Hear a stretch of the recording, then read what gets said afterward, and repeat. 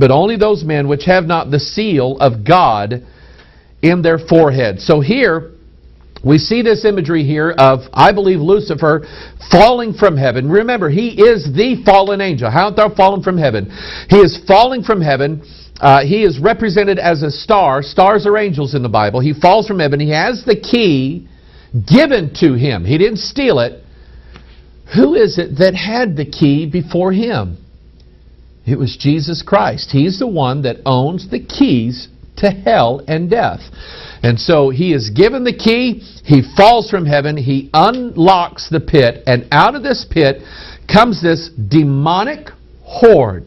Now some scholars say these are Apache attack helicopters. Don't believe that.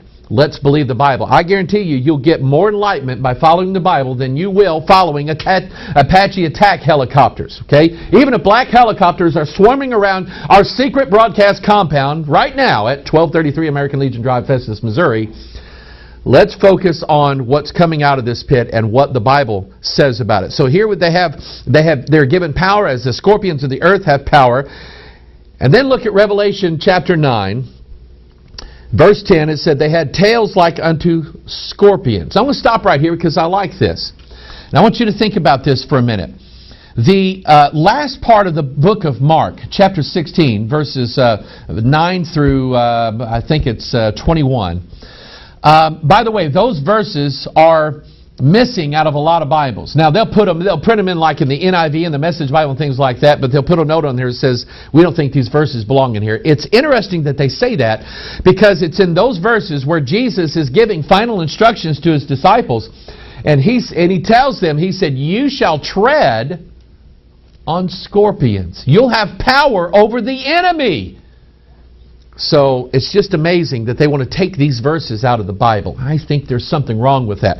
But anyway, and they had tails like unto scorpions, and there were stings in their tails, and their power was to hurt men. Here's this number again, 5 months. Hang on to that. We're going to see it in a minute. And they had a king over them, which is the angel.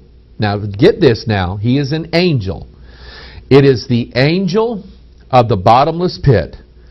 Now, I want you to notice this. This is Revelation chapter 9, verse 11. And they had a king over them, which is the angel of the bottomless pit, whose name in the Hebrew tongue is Abaddon, but in the Greek tongue hath his name Apollyon. And so, here we have this idea. So first of all, we see a revelation that this beast is going to rise up out of the pit. We know that he's in the pit now. We know what he is. It's not a man. Okay? That's why it's not Barack Obama and Henry Kissinger or Ronald Reagan or anybody else. This is an angel. How did that angel get into this pit to begin with? Here again, the King James Bible reveals to us how he got in there to begin with. How did he get locked up in what the Bible refers to as the prison? 2 Peter chapter 2 verse 4.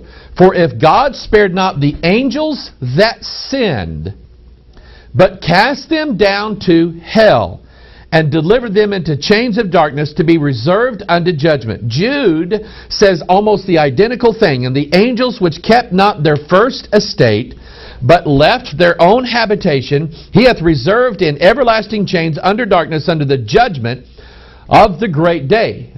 This angel and these other angels, this demonic horde that's rising up out of the pit, out of the prison, out of their chains that they were in, were placed there by God, because God put them in jail, because these are the angels that sinned. These are the angels that you'll find named the sons of God in Genesis chapter 6, and they left their habitation, which was their estate. They left their habitation and their state, in that angels are not supposed to marry or mingle with human women.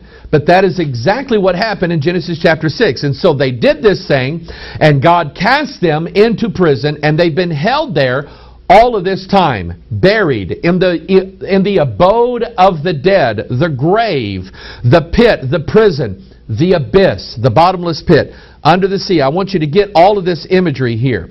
because we have a typological story. This is neat. This is gonna put your socks on, so this will knock your socks off. Okay, we have stories of this in the Bible. Stories of in human form of what happened when these angels and when they sinned, and what was their judgment and what happened to them. We're going to go back to the book of Joshua chapter 10.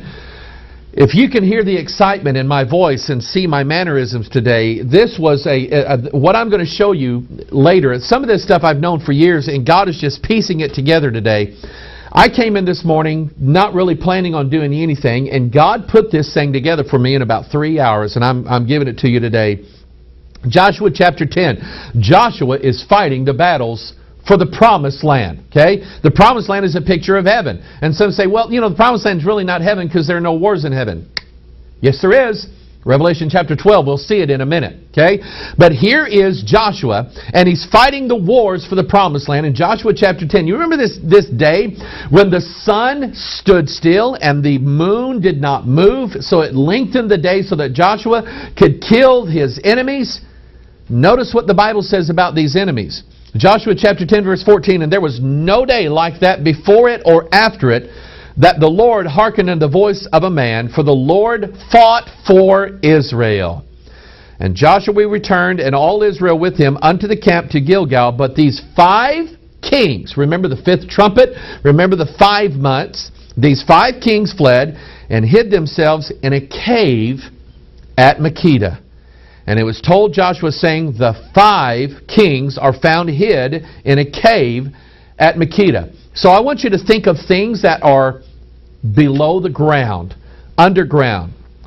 Think images out of the Bible, like a pit, or a cave, or a well.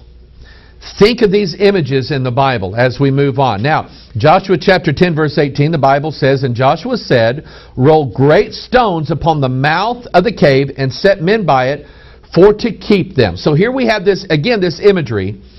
God has placed this king of the bottomless pit, Abaddon, the beast, into the pit with all of those scorpion-like angels. They're down under the earth right now. They're in a pit. They're locked up in a cave, and this is what Joshua did. He set stones upon the mouth of the cave so that they could not get out.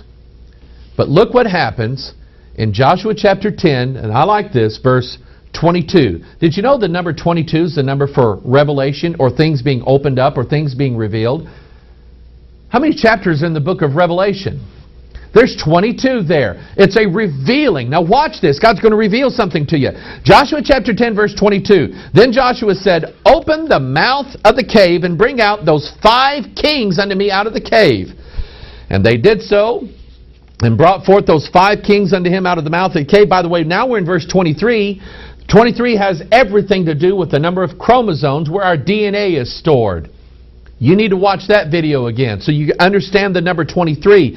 And what happens when these kings, this event, Revelation chapter 9, takes place. It has everything to do with them mingling themselves with the seed of men. And they did so and brought forth those 5 kings unto him out of the cave, the king of Jerusalem, the king of Hebron, the king of Jarmuth, the king of Lachish, and the king of Eglon. Now notice what happened. And it came to pass when they brought out those kings unto Joshua, that Joshua called for all the men of Israel, and said unto the captains of the men of war which went with him, come near, put your feet upon the necks of these kings. I'm going to stop right here.